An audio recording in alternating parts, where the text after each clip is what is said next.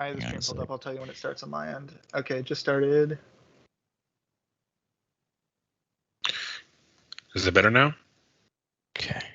Yes, we can hear you guys. You're good. Cool. Okay. Perfect. All right. Sorry, one second. I'm just trying to fix something. Okay. All right. Sorry about that. Yeah, I'm not the tech guy once again, but we shall continue. Okay. Oh, actually, the last thing I had to say was that in 1953, Stalin died in Moscow. So, yeah, that's the end of his biography. Yeah. There's Okay. just a couple of things I wanted to add to his Yeah. biography because Yeah, go ahead. there's definitely some talk that I've heard from anarchists that they try to pin him as bourgeois, when in reality he grew up in a very poor family. His dad left when he was still young, and he went to go work in a factory in Tiflis, where he died in 1890. And then it's because his mom didn't have support from the father, and she had actually lost three older siblings of Stalin. She did whatever it was necessary to make sure he got a good education. So another talking point of Stalin out of the way, he was not an idiot. He wasn't this just brute force or whatever, where he had no mind. He just, oh yes, I want to be evil and kill or whatever. And he was actually very intelligent. He actually got a scholarship for higher education because of that, because he was a really good student. Yeah, it's actually a good idea. So we're gonna touch on a few points from the bio because I suspect a lot of it was lost in the lag. So I'm gonna touch on like the important points. So let me just let me review. Well, the most important thing is that I'll sort of summarize it. Was his introduction to Marx was secretive when he was at the seminary in Tiflis, when he started reading Marx secretly, and soon afterwards he was already engaged in like labor strikes and clashes with the police. So he was already having some experience with that. And then soon after he had joined the Bolsheviks, but he was mostly in the background for a lot of it. He would attend policy making meetings, things like that. But he didn't actually go up in the ranks, we'll say. But eventually he did when Lenin sort of wanted him to go to the what was it? It was in 1912. Lenin selected Stalin to serve on the first Central Committee of the Bolshevik Party, and so this was kind of like the point where he starts progressing up and up in terms of leadership. And after the revolution, he was active. He held ministerial posts in the Bolshevik government, and then in 1922 he became Secretary General of the party, which was the position he held until his death. And so that's the main gist of it. So I will now let Reggie go over some interviews. All right, so the first interview I'm going to want to go over is his interview with Emil Ludwig. And I don't know what year exactly this interview was taking place. I think it was 1932. And so I'm just going to just go over a couple talking points that happened during the interview. So I'm not going to obviously read the whole thing because, I mean, it's short, but it will take a while. So Ludwig comments on the fact that he was in the Kremlin and he saw certain relics of Peter the Great. And he was wondering if there's any parallel between Stalin and Peter the Great. So what happened was that in no way he thought that Stalin, of course, denied this fact. He said, I'm no way comparable to this even great. And Ludwig suggested, oh, but Peter the Great did a great deal of develop this country and to translate the Russia to culture of the rest. So Stalin immediately shoots back and says, oh, Peter the Great did a great deal to elevate the landlord class and to develop the rising merchant class. Peter did a great deal to create the strength in the national state of landlords and merchants. So, it just goes on to the fact that, all these people are like, oh, look at these absolutely great people. They have done so many great things and look how good the country is doing. And then Stalin just shoos out of the way. Well, yeah, well, he did great things for the bourgeois. He did great things for the ruling class. He didn't do great things at all for the proletariat. And so, of course, and then another point, it was this. This is it. Now I'm going on to page 5 of the interview, where Ludwig suggests that it's only one person making all the choices for the Soviet people, which, of course, it's preposterous. It's democracy. You know, people come together to vote on what they want. They vote on the what is it called? Policies, what they want for the Soviet Union. And so he goes onto this whole thing of like, it's impossible for just one person to be making all the decisions, especially what they went through to have this socialist revolution, to overthrow the czar, to overthrow the capitalist class, only just to have one person ruling everything. It just does not make any sense. So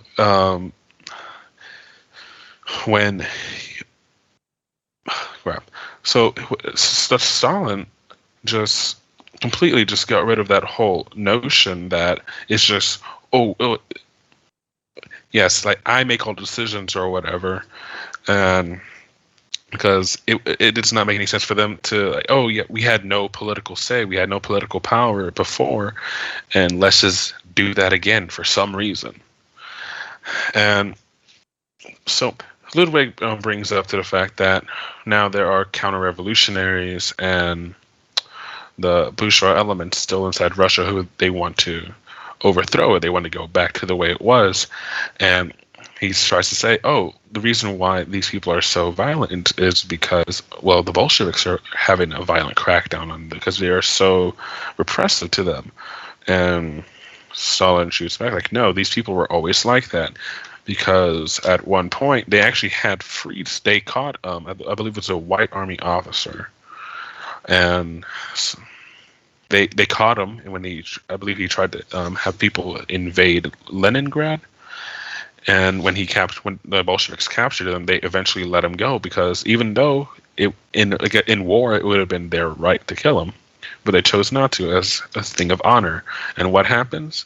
That show of honor or whatever, that show of leniency came back to bite them in the ass because once again, like, so what? That's a white army officer released.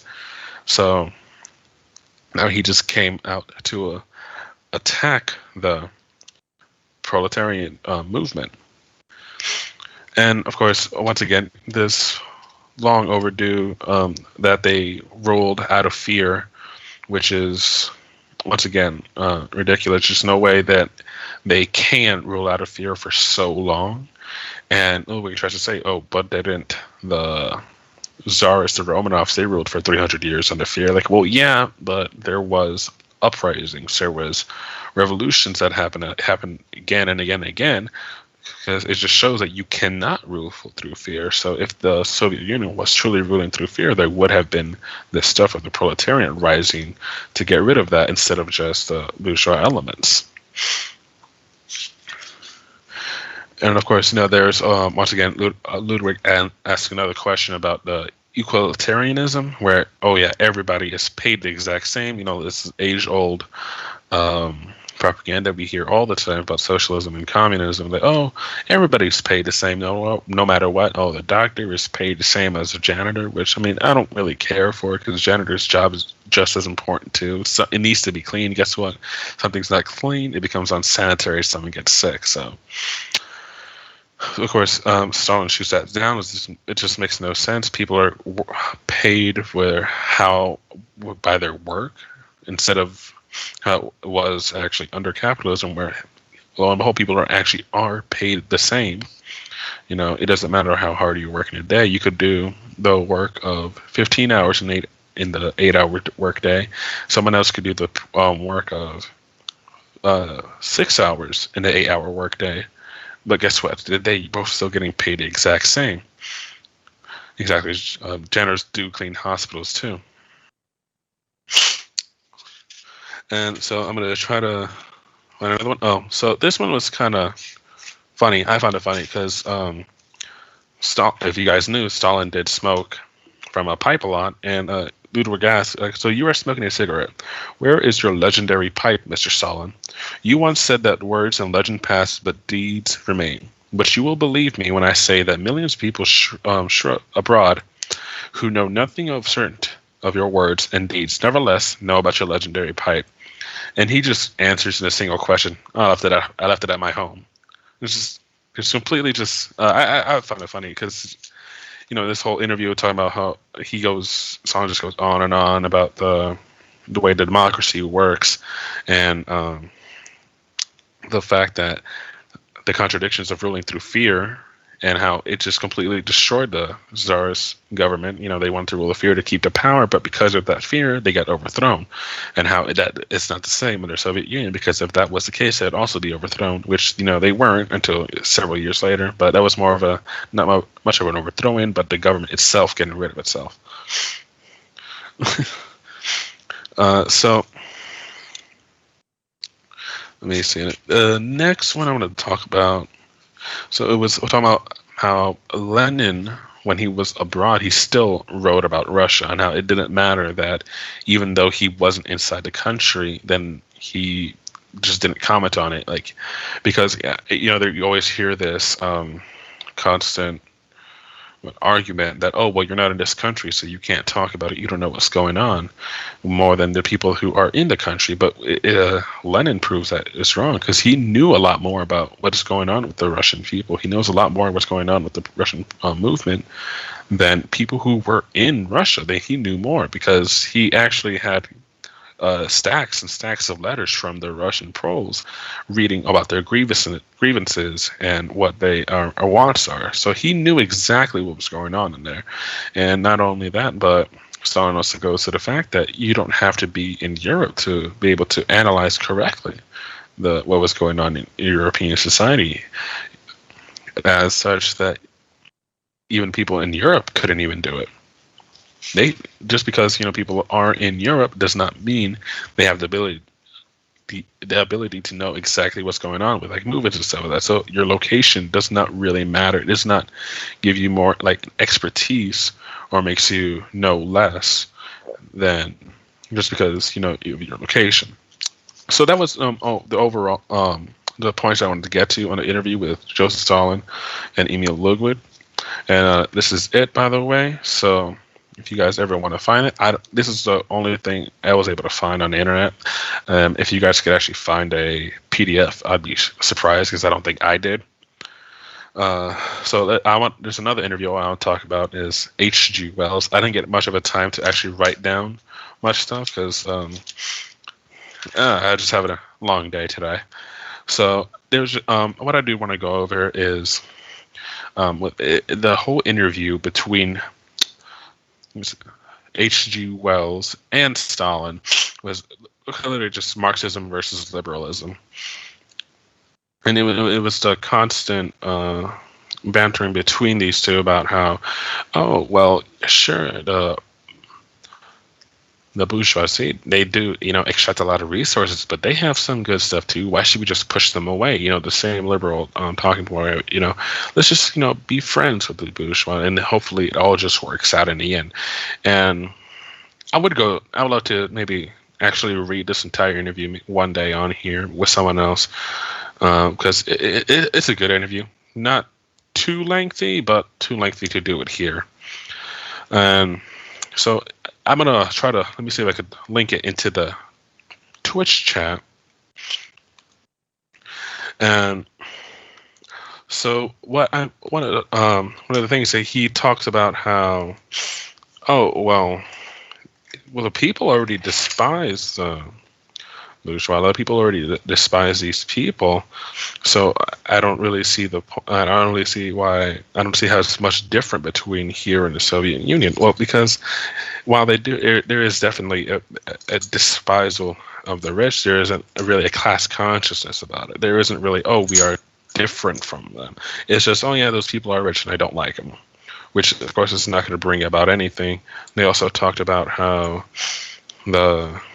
Oh well, like look at these Nordic countries, or not Nordic countries, but the countries in Europe who are bringing about social democratic reforms. Like, see, look, it is possible to get through socialism through just reform, and through just electoral politics, which is, and Stalin rebutted that with something like, well, it's in fact a way to prevent socialist revolution. It's just to stop it, because now with all because as you said, the British bourgeoisie was actually very smart, because instead of just outright just using complete violence to smash it, they just said, oh well, you want this, well we can give you that, and now people have stopped fighting. And so I do recommend everybody go and try to read this interview, because I didn't get a chance to really much prepare for that one. It's unfortunate. Um, as I said, I would love to read the entire interview on one day on stream. It is a really good one. You definitely learn a lot from it. You could see just how intelligent Stalin is. He isn't, as I said earlier, he isn't an idiot at all. He's super smart, and he has a bad rap. And that's the ending of what I want to talk about with the interviews, because there was only really two interviews I wanted to talk about because they're both really good, and I didn't really, as I said, I didn't get to prepare much for the H.G. Wells one. And I think a big part of what's to be talked about is the foundations of Leninism and other works of his work. Yeah. Thank you for that. It's good to see, obviously, like a face-to-face interaction, like see the personality coming through, not only through like formal writing, but through an interview sort of context. Yeah. So there are a couple things that I want to quickly review. The first one is this letter that is essentially like a transcription of some speeches that Stalin gave to the party. And it's also good, not only for historical context, but it also kind of illuminates, Stalin's role in the party. So the letter itself, it's titled Bukharin's Group and the Right Deviation in Our Party. It is a letter of concern regarding the factionalism being pushed by Bukharin and others in the party. But it also kind of illuminates how this common sort of narrative that that Stalin could just do whatever he wanted. He could purge this guy, could purge that guy. It's just incorrect, because this was an urge to the party to take these people seriously. He could not alone just say he's out, like go exile him or execute him. It wasn't like that. Yeah, he didn't actually have any rules on that. He actually had no control on that. He elected someone else to really oversee that, and it was voted on by the party. So so the whole voting thing with Stalin, a lot of people think, oh yeah, Stalin, it was all up to him. In reality, he had the same amount of votes as anybody else. He only had one vote in the committee. Absolutely. Yeah, I mean, like those are like the narratives that they intentionally put in there is like this one person rule, even though it's not at all like that. And of course we have the CIA admitting that it was not even as severe as they put it, obviously. Anyways, so I wanted to read a couple of just quotations from this piece. You can actually find it on Marxist.org. If I can find it, I'll link it later. But for now, I'm just going to go through a couple quotes that I think are pretty important. They kind of illuminate his concerns at the time. And this is also important because it does sort of give you almost like a little bit of foreshadowing in terms of the opportunism and its rise in the party. So, actually, I want to read the very opening so you can hear his concern, the level of concern. So he writes, "Comrades, sad though it is, we have to record the fact that within our party, a separate Bukharin group has been formed consisting of Bukharin, Tomsky, and Rykov. The party knew nothing of the existence of this group before. The Bukharinites carefully concealed its existence from the party, but now the fact is known and evident." So again, I mentioned this before, it was not just criticism of the party, it was intentionally secreted factionalism. And this is obviously, we'll review it later when we quickly go over foundations in the section on the party, that criticism of the party has to kind of work under the giant envelope of the party line.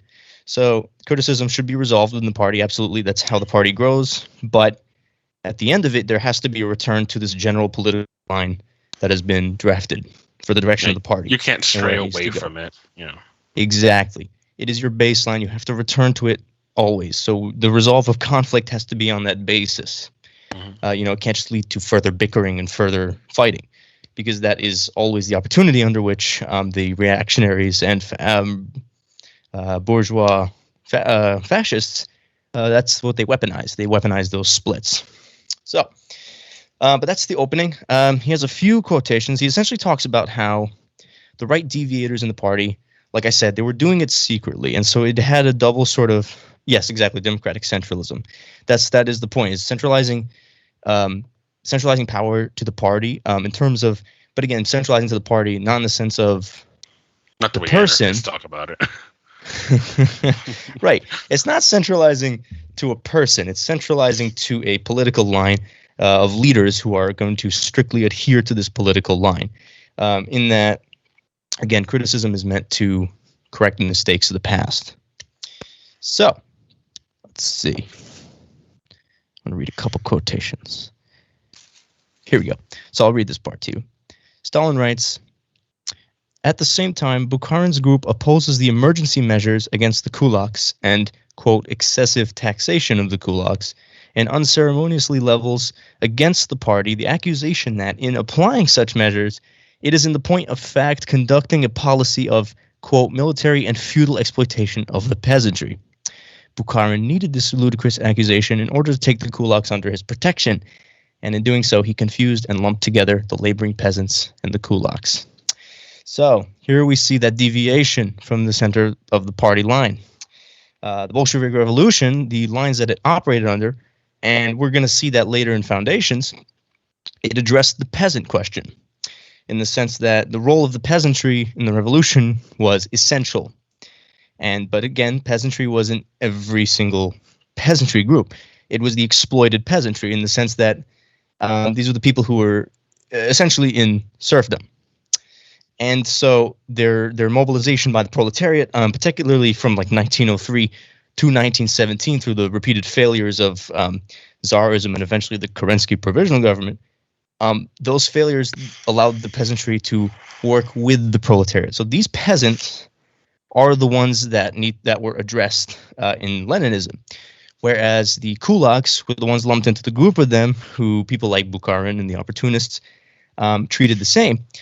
And the problem with that is we all know what the kulaks did, and their actions directly led to food shortages, insofar as they would not collectivization of grain and of the fields, and so they would burn them and kill their livestock. So, Yeah. but again, so this was like the main issue. Millions of them actually. They killed millions of livestock and then it was actually a better term for it is actually re-collectivization, because it actually was already collectivized at one point and then it went to privatized, and that's where the kulaks came from, and then the re-collectivization is what caused all that. Yeah. Yes. Well, I wouldn't say caused. Kulaks did that, but Right. They came into existence almost as a result of that taken away for initial collectivization. But yeah, so, and we'll also review later. A lot of these things are going to come back in Foundations, so like the purpose of collectivization, things like that. But yeah, I just wanted to quickly bring this up because it does give a lot of context for the type of person that Stalin was, his position, how much power he had. Because, the goal here is to kind of push back on the generalized propaganda that we are typically fed regarding this one-man tyrant rule, which is still alive and well. A lot of people still push that, and it's just incorrect. And this letter, that is transcribed from these speeches, should be enough proof of that, in my opinion, because again, it's an urge to the party. He could not alone conduct like purges of the opportunists in the party. It could not happen under one-man rule. Okay. So that was just it. I just wanted to bring that up because I think it gives good context. Okay. All right, here we go. Here's the fun part. So now my goal is to review outline one of the most important works that Stalin wrote, which is the foundations of Leninism. So, as we know, Stalin synthesized Marxism-Leninism, where before it was theory on the page, which was theorized, of course, by Lenin, building off of Marxism in the age of imperialism. And of course, he died too early to see that being synthesized fully, but Stalin is responsible for that synthesis, so we do need to observe his writings on it. Yeah. And so the foundations of Leninism itself, it's actually a transcription of a lot of, leftists do say it too. Oh yeah, I mean, Jesus, that's one of the worst things in my opinion. But anyways, so the foundations of Leninism is it's a transcription of a lot of speeches that Stalin gave at universities in the USSR following the death of Lenin, and he did it to encourage party membership. So, again, a big portion of this is having people involvement, the involvement of the proletariat in the party, because this is how the party gains its support. It's where it gets it from. It gets it from the consent of the masses, basically. But anyways, so the foundations of Leninism is split into larger sections, and so we're going to quickly review the first section right now. It's titled The Historical Roots of Leninism. So again, Stalin basically goes into this new development of capitalism, which Lenin obviously acknowledged. It was imperialism. And Lenin actually called it moribund capitalism, essentially capitalism carrying the contradictions of itself to their last bounds. And there are particularly three large contradictions that Stalin outlines, and they are as follows. The first contradiction is between labor and capital. So the imperialism gives the proletariat no alternative but revolution because of the disparities it causes now on the international front. The second contradiction is between the financial groups and the imperialist powers in struggles for raw materials in foreign territory. So imperialist wars are for control, right? And in turn, you have multiple powers. And what ends up happening is you have imperialist wars because the capital comes into clashes with each other every so often. It just happens. And what ends up happening is there's like a sense of mutual weakening of the imperialist powers because they're all fighting for the same resources. They all live on the same planet, and so they're fighting for the same exact things. And the problem with that is, again, it mutually weakens them. So that's the second contradiction. The third one is the disparity between the ruling civilized nations at the expense of the underdeveloped colonized nations. So imperialism gives rise to revolutionary anti-colonial forces in the underdeveloped nations. So it throws them into the same international struggle as the proletariat of ruling nations. So now it really connects the struggle of the proletariat, not just in a state, but across the world. So now their struggle is very clearly one and the same. So he explains a lot of this stuff in terms of imperialism. This is the whole point of Leninism. Basically, so Leninism first developed in Russia, he writes, because it was the home of the three contradictions that I just read. So I'm going to read a quick quote there's going to be a bunch of quotes that I bring up because they're very important. So here's the first one. Stalin writes, "Who does not know that in Russia the omnipotence of capital was combined with the despotism of Tsarism, the aggressiveness of Russian nationalism, with Tsarism's role of executioner in regard to the non-Russian peoples, the exploitation of entire regions, Turkey, Persia, China, with the seizure of these regions by Tsarism, with wars of conquest?" So again, the question of where a revolution would start in the imperialist age, and this will come up later, is necessarily where these contradictions are the most glaring. And this was the theory. And so the reason that it showed up in Russia is because it housed all these contradictions essentially at the same time, because it was still in the feudal phases of Tsarism with the aristocracy, but it was also a large imperialist reserve for the Western countries, who essentially would go in and the banks would open up branches in there, and this is how capital is exported essentially, and that's the whole basis of imperialism. And so that imperialist aspect was glaring. So this was essentially the inevitable starting point for this, which is the point that Stalin essentially makes. So he also writes that transitionally, because Russia had a few revolutions in the early 20th century, he writes that Revolutions against Tsarism, so in 1905, necessarily evolved into revolutions against capital, which would be 1917, when the Kerensky provisional government headed the Petrograd Soviet. And eventually, this transitioned to a revolution against imperialism. So you had a series of revolutions that transitioned into the next. So the first one was an anti-Tsarist revolution. It was concerned with the Tsarist leadership. The second one evolved into a bourgeois revolution against capital. The third one transitioned into a full seizure of the state, not only of capital, but also against imperialism. Again, the main concern of the time was getting out of the imperialist war. And the provisional government had failed to deliver on this. And so this was the purpose of this of the Bolshevik Revolution, is that it necessarily took Russia out of the war. Okay. The second section is on method.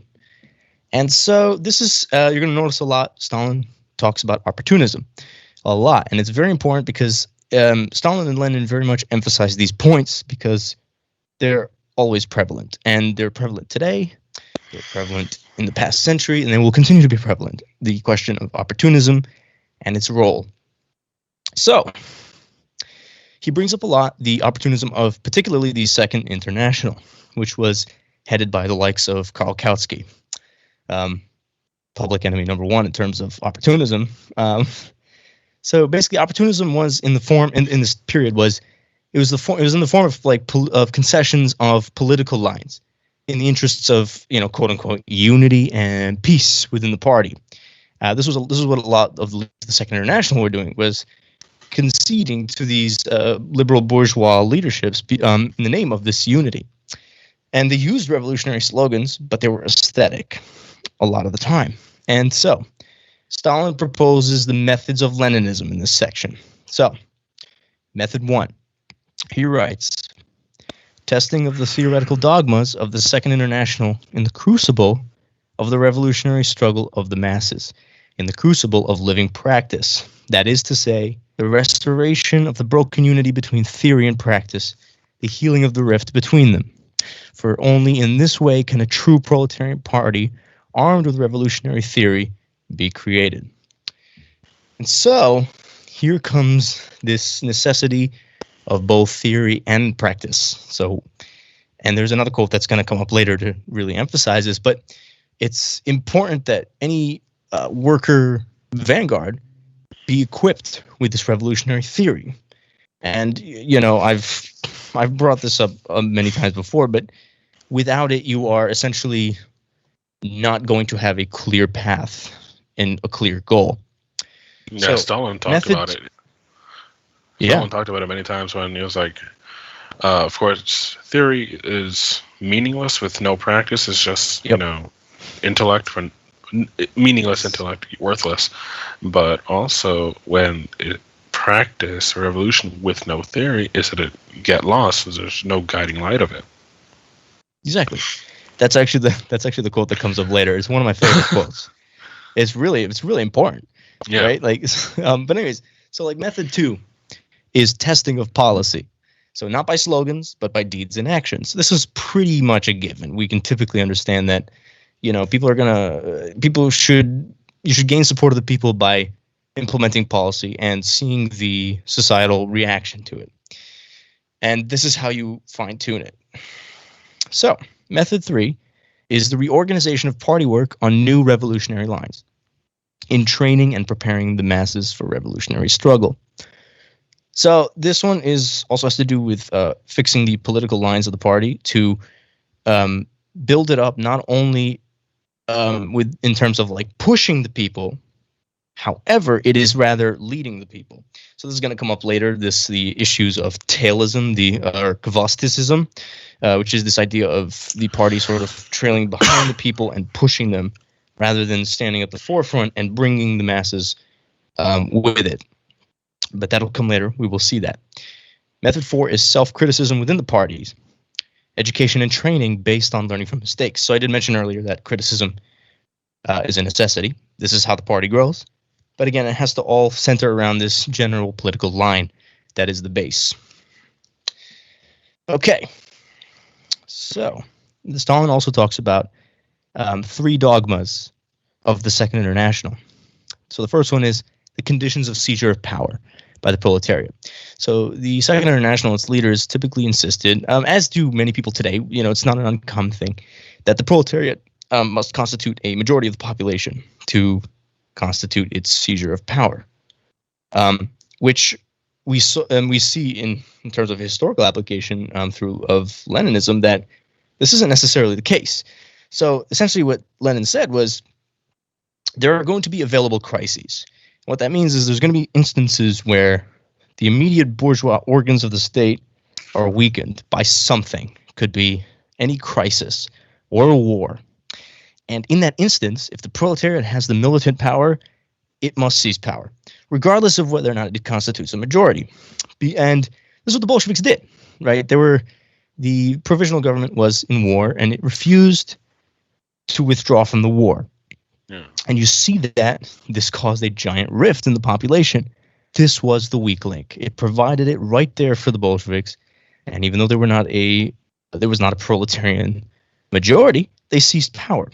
However, they did it in reverse. So we'll see this in Dogma 2, retention of power by the proletariat through training of cultural and administrative cadres. So Lenin flips this. He shows that the opposite is perfectly viable, in that the revolution itself can create the conditions for proletarianization. So it doesn't actually have to be capitalism. The common materialist analysis is that through a natural progression of history, capitalism is going to industrialize, it's going to raise literacy rates, and it's going to proletarianize the former feudal serfs, bring them into the factories and instill in them a sense of class consciousness. What Lenin says is we can kind of adjust this to where we can have a socialist leadership facilitate this. And that's what they did. That's what the Bolsheviks did. So rather than having capitalism doing this, the socialist government did it. Or not socialist at the time yet, but the Bolshevik government and its initial seizure of power. So this is the second dogma. Dogma 3. This is a quote. Quote, the proletariat cannot accept the method of the political general strike because it is unsound in theory and dangerous in practice. It may disturb the normal course of economic life in the country. It may deplete the coffers of the trade unions. End quote.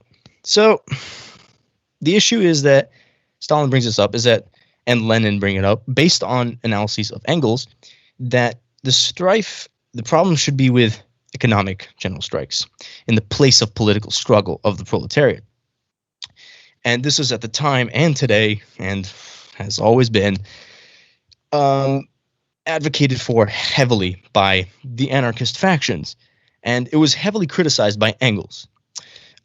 So a lot of people who argue in bad faith will say that Leninists push parliamentary struggle in the place of revolutionary struggle, whereas the traditional Marxist-Leninist will tell you that it's struggling on parliamentary grounds that's used as an auxiliary, and you use this while engaging in extra-parliamentary forms of direct struggle. And we'll see this come back later in terms of clandestine activity. Yes. So the main point here is that the response of a party to its own mistakes, that's going to determine if it's victorious or not. A lot of these Second International parties actually evaded the responsibility of addressing their failures, which is why it collapsed. Right. Okay, section 3. This talks about theory. It's one of my favorite sections, of course, because I am heavily against anti-intellectualism. I think it's a very dangerous thing, and I know that Reggie feels the same.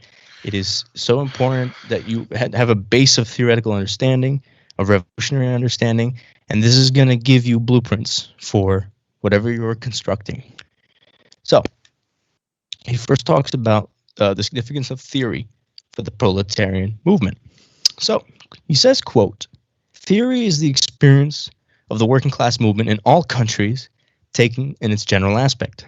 Of course, theory becomes purposeless if it is not connected with revolutionary practice.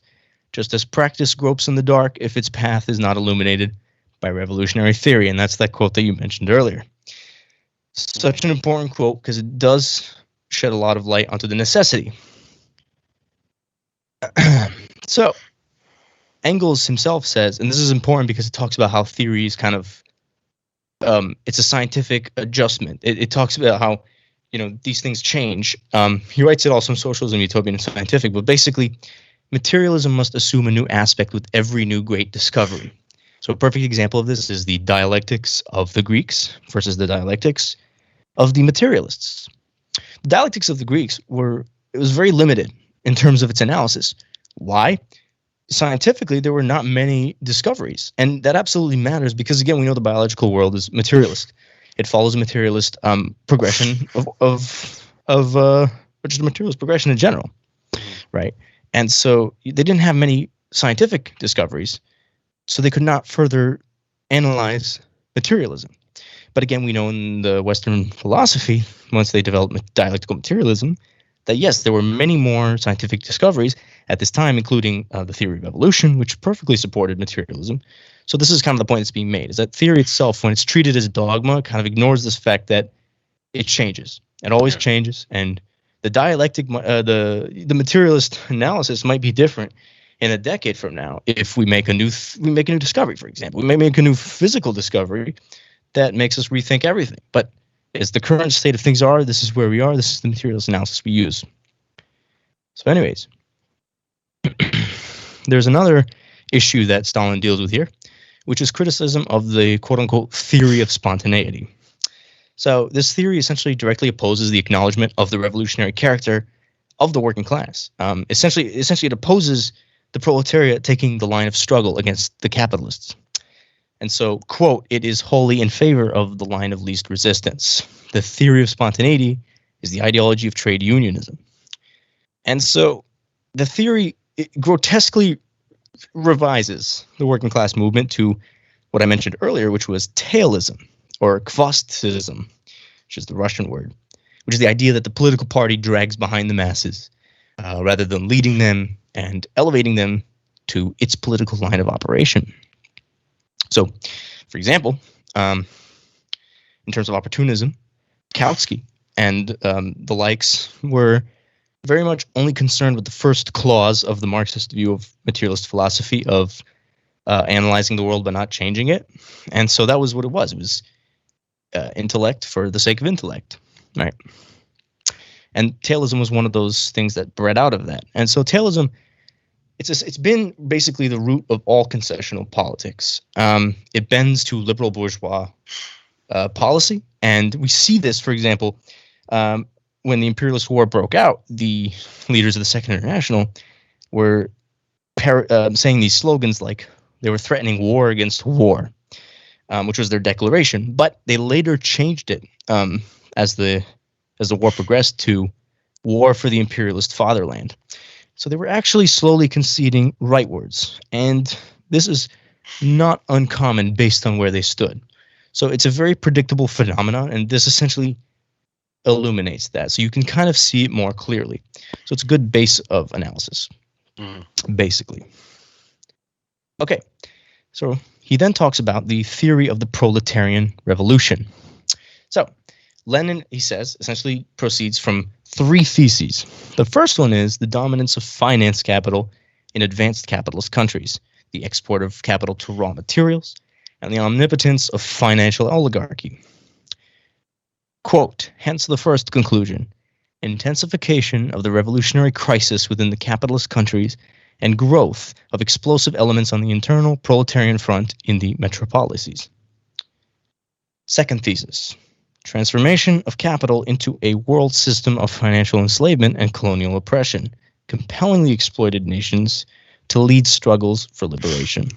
Quote, hence the second conclusion, intensification of the revolutionary crisis in the colonial countries and the growth of the elements of revolt against imperialism on the external colonial front.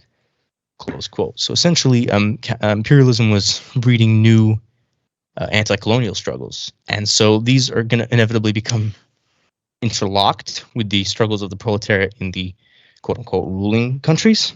And this is going to be addressed later in terms of social chauvinism, which is, we see that very commonly today as well. But anyways, third thesis, uneven development of capitalist countries and the subsequent, quote, frenzied struggle for the redivision of the world between the countries which have already seized territories and those claiming their share. Quote, hence the third conclusion, that under imperialism wars cannot be averted, and that a coalition between the Proletarian Revolution in Europe and the colonial revolution in the East in a united world front of revolution against the world front of imperialism is inevitable. So again, this talks about how the proletariat in the developed world has its own role, and the proletariat in the colonized world has its own role. But they have to be on the same front. They have to both oppose imperialism, which is where the capitalist phase that we are in now. Okay. So basically, struggle is no longer on an individual national basis. You have to analyze it on a worldwide economic scale, and you have to speak of revolution on the world scale in terms of where it starts and where it continues and things like that. So, quote, formerly the Proletarian Revolution was regarded exclusively as the result of the internal development of a given country. Now, this point of view is no longer adequate. Now, the Proletarian Revolution must be regarded primarily as the result of the development of the contradictions within the world system of imperialism, as the result of the breaking of the chain of the world imperialist front in one country and another. So, basically, revolution is now sparked, not necessarily in the most industrialized countries, but the most proletarianized ones, which is they're not directly correlated. So, basically, it's going to occur in places where the links of imperialism are the weakest. So, for example, Russia implemented its bourgeois and proletarian revolutions within the same link. So, and we saw those in basically the same year of 1917, February to October. And this is because, again, Russia was the home of the weakest links of imperialism, but it was also still under a system of serfdom. So the period of time between their bourgeois and their proletarian revolutions was significantly shorter than most other ones. They didn't really have much of a time to really build much. It just kind of all happened at once. Yeah, it was. I mean, in that period of time too, it's going to be brought up in the peasant question. Is how that period of time, the peasants really saw how the socialist revolutionaries, who were the ones who were supposedly in charge, they were failing to serve them. They were failing to ally with them, rather bending to concessions with the liberal bourgeois government. And this kind of solidified the influence of the Bolsheviks in that time. So it really gave them a lot of push, right? So that kind of what is the word? Alliance between the proletarian peasantry, and it really doesn't work out in America because there's really isn't a peasant class or so. Right. But if there was to be one, it is very important to ally with them. That is our strongest allyship. You can't just push them away. It's just ridiculous to ignore them. Oh yeah, my argument is that I think the adjustment of that would probably be instead of a peasantry, a lumpen proletariat in the U.S. Because that's kind of one of our largest populations is the alienated people, right? Whether by social alienation or legal criminalization, for example. Yeah. A lot of people kind of toss them aside. A lot of social democrats are guilty of this. Is this sort of subsequent elitism that rises of organizing within simply the upper strata of living areas, right? So they ignore a lot of times these people, these alienated people, and this is kind of analogous the way I see it, because it kind of does the same thing of you need to mobilize people, you need to show them where the failures in the system are, and they will eventually come around. That's how it is, right? Yeah. And this is how it happened, right? So, Stalin also briefly covers the rifts between the permanent revolutionists, better known as the Trotskyists, and the Marxist-Leninists. So he says, quote, the adherents of permanent revolution did not understand the important role of the peasantry in the Russian Revolution, underestimated the strength of the revolutionary energy of the peasantry, underestimated the strength and ability of the Russian proletariat to lead the peasantry, and thereby hampered the work of the bourgeoisie, the work of rallying the peasantry around the proletariat. So the rift that arose between Lenin and the Trotskyists it wasn't based in the disagreement of the actual permanence of revolution, but it was actually more based on the importance of the peasantry in the revolution. So he says, quote, "It follows then that our Russian permanentists have not only underestimated the role of the peasantry in the Russian Revolution and the importance of the idea of the hegemony of the proletariat, but have altered for the worse Marx's idea of permanent revolution and made it unfit for practical use. Quote, therefore, the revolution which has been victorious in one country must regard itself not as a self-sufficient entity, but as an aid, as a means for hastening the victory of the proletariat in other countries." I think this speaks for itself, but it's very important, is that the revolution, whether it sparks in one country, for example, and this country develops a socialist government, it should not be treated as okay, now we have a socialist country, and this is a socialist state, period. It should be treated as a spark, right? And it has to light a sort of a line of, let's say, gunpowder. It has to actually act as the aid to light it. And so it's actually the job of this initial socialist power to see itself as this aid to push along other revolutions, right? And that's really important in terms of actual permanence of revolution, right? Because that will further make it more solidified, is if it's more widespread. Yeah, which is unfortunate because the later years of the Soviet Union, they abandoned that. So, which left a lot of these revolutionaries to fend for themselves. Like the people in the Philippines and Peru, India, and all these places had to fend for themselves because they weren't getting help from anybody. Absolutely. Yeah. I mean, this was that was the height of opportunism, right? It was after Stalin's death, it just kind of all went downhill. Yeah. I mean, that was question. It started going downhill earlier. Yeah, it's not to say, before anybody in chat starts say, oh, we're upholding Stalin and then everything was perfect under him and all just went bad the second he died. No, this is not great man theory. A lot of the problems that came about to bring about destruction of the Soviet Union already existed under Stalin. It was just not, it wasn't dealt with correctly. Yeah. It was either ignored, which is unfortunate, or they tried to get rid of it, and it just didn't work out. Yes, pretty much, yeah. Okay. All right, so the next section, just section 4, Stalin talks about the dictatorship of the proletariat. He initially writes that the dictatorship of the proletariat is basically an instrument for the proletariat, quote, its most mainstay, brought into being for the purpose of, firstly, crushing the resistance of the overthrown exploiters and consolidating the achievements of the Proletarian Revolution, and, secondly, carrying the Proletarian Revolution to its completion, carrying the revolution to the complete victory of socialism.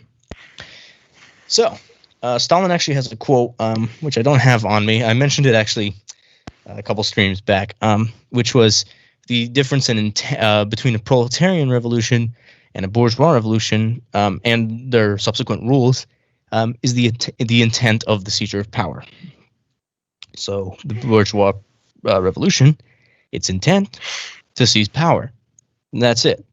That is how, I would quote Stalin, paraphrase him, that's how the revolution is consummated. Mm-hmm. Whereas the proletarian revolution, its seizure of power is the first step. It is the way that they are going to create the conditions for the eventual withering away of the state. So that period is essential, and that's the main difference, is what happens after you seize power. Moving on. So now he writes about the tasks. I just want to go on that really quick. Just so people could get the full picture, the point of the proletarian seizing state power is to destroy state power. That's the point to get to communism. That's the whole point. We take over the state so we could actually destroy it instead of lighting a match or something. And all of a sudden, it's just gone. Right. Yeah, exactly. It's all transition. It can't happen in a night because it didn't build itself up in a night, right? Yeah. Anyways, so Stalin writes about the tasks of the dictatorship of the proletariat. First, first task is to break resistance of the landlords and capitalists. Second, organize construction, quote, in such a way as to rally all the working people around the proletariat, and to carry on this work along the lines of preparing for the elimination of classes. 3, arm the revolution to organize the masses to fight the bourgeoisie. And 4, quote, the bourgeoisie has its grounds for making attempts at restoration because for a long time after its overthrow, it remains stronger than the proletariat, which has overthrown it. So, if you were just in power, the minute you lose it, it's not everything turns 180. They still have considerable power. And so a lot of people are still loyal, Yeah. Oh, absolutely. I mean, again, yeah, culturally, there are a lot of people who are still upholding the bourgeoisie. So it is, you do have to use the state to suppress these powers, insofar as they are still powerful, right? They have not lost power just because they are non-control of the state. So he also brings up how Lenin points to this importance of not only liquidating large production capitalists, but small ones as well. But liquidating in the sense of immersing them into re-education. This is what Lenin writes, essentially immersing them into re-education to prepare them for a reintroduction into society. Because small producers, they have not progressed into the position of large producers. And so their liquidation would be along the lines of re-education mostly. So he also writes that the dictatorship of the proletariat must be regarded as a vast historical revolutionary epoch rather than a series of fleeting periods of revolutionary action. So instead, it's a continuous period of transition. The dictatorship is not a change of government. It is the implementation of a completely new state apparatus. So you've never seen this before. It's a completely new structuring of the state. And it forms in the breakdown of bourgeois rule, but it does not form on the basis of bourgeois rule. So you can't use the laid out laws, for example, to build your dictatorship of the proletariat, because they have state power. And we know Marx was basically the first person to tell us this, that economics and the political system become one and the same. It's the whole basis of political economy is that you can't operate revolutionary activity on a legal basis. It has to be a combination of legal and illegal. So, yeah, for example, like with Allende in Chile, they did it through elections, and what happened? Immediately, coup. Pinochet. So, taking this to be the end of the stream and call for violence, but yeah, the whole illegal method of just getting voted in will not work out. Sure, you might be able to get an actual communist or socialist in office, but without the revolutionary basis, without the revolutionary fight to struggle, that position of power is not going to be held for very long at all, because at the end of the day, even if you do get voted in, the bourgeois is still in power. They're still in charge. They could easily just wipe you off the map. Absolutely. Yeah. It has to be a combination of both. This comes up later as well, so we'll be reviewing that. He also, Stalin also writes that the dictatorship of the proletariat, it can't be complete democracy, democracy for all, but rather democracy for the exploited and non-property, proletarian democracy, as opposed to the previous bourgeois democracy, which was, it's our Western conception of parliamentary politics, right? This is kind of, when a lot of people say democratic, they mean parliamentary. And the whole point is to uphaul this and replace it with something completely new. But it can't be democracy for all, because you're then giving the bourgeoisie legal rights to engage in counter-revolutionary action, right? Yeah, that's what happened with the Paris Commune. They didn't suppress the bourgeois.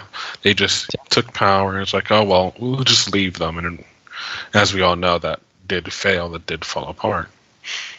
That's where a lot of the whole idea, a lot of it really came from the Paris Commune. Everything we talk about really draws back to the Paris Commune. And which I'm sure we could talk about that one day too. And so that was the problem with they did not suppress the bourgeois. They let the bourgeois do what they want to do, and it took them off. They failed because of that. Absolutely. Yeah. So yeah, I mean, like, you do have to suppress the counter-revolutionary forces, because there's nothing stopping them otherwise to just remove you from power. Stalin also writes that the dictatorship of the proletariat cannot arise as a result of peaceful development of bourgeois society through bourgeois democracy, but rather through the smashing of the bourgeois apparatuses, the state and the police. So a lot of opportunists, they use Marxist quotations regarding the possibility of peaceful revolution as gunpowder for their arguments in favor of peaceful transition. This was a common talking point back then by the opportunists was, oh, well, Marx wrote about the possibility of a peaceful revolution. And that's true. He did. However, this has no merit because Marx was in the age of earlier developing capitalism. He did not know, or he would never know, about the development into moribund capitalism or imperialism. This is the new phase under which, yeah, you can do it peacefully, which Reggie just brought up, but now you have imperialists. Mm-hmm. And there's nothing stopping them from fueling violence abroad and fueling their own candidates for elections, right? And this is what we saw with Pinochet and that violent overthrow. It's the same thing, is that you now have this new age of capitalism, right? Yeah. Okay. All right. So one of the things is that Stalin also writes, he kind of describes the Soviets, which I think is pretty important because a lot of people here, we don't have too much of an understanding of the organization of Soviets. We know the word, and but what does it actually indicate? So he writes in this that the Soviets represented a new form of organization of the proletariat. It was kind of new. It was revolutionary. It was really revolutionary. I mean, it united the exploited workers, the peasants, the soldiers, sailors, etc., into Soviets that coalesced under a collective party rule of the dictatorship of the proletariat. Essentially, it gave people direct control to the state through the Soviets. It was undemocratic in the bourgeois sense. Of course, it was not parliamentary. There were unparliamentary forms of governance, which were the Soviets themselves. So I'm going to quote Stalin here again. Quote, Soviet power is the most international of all state organizations in class society. For, by destroying every kind of national oppression and resting on the collaboration of the laboring masses of various nationalities, it facilitates the unification of these masses into a single state union. So this had brought a lot of workers together through separate Soviets, all sort of working up in this democratic system. Democratic again in the sense of a proletarian democracy. So basically Soviet power tore the old military apparatus apart and it replaced it with a new military apparatus, which was essentially a proletarian cudgel. It was a tool for the proletariat to liberate itself and maintain its leadership. So, and the other thing was that Soviet power, this is also what Stalin writes, it gave a way for a viable path to the withering away of the state because it gave the means to vastly expand democracy. And this is one of the points that Lenin brings up in his works too, is that that's how you kind of nullify the state, is you very vastly expand democratic participation and proletarian democracy. And so the Soviets were kind of a really viable way to do that. Mm. Okay. All right. Oh, actually, I was going to say, I actually just found your article on anti-intellectualism. So, yeah, anybody, if you guys want to read that, post it there in the chat. So, it's a really good Thank read. you. Thank you. Yeah, that was just me kind of, talking about the necessity. I make a main analogy that I think is pretty important. But yeah, thank you for that. Okay. Yeah, so now we go on to section 5, which is the peasant question, which I mentioned earlier.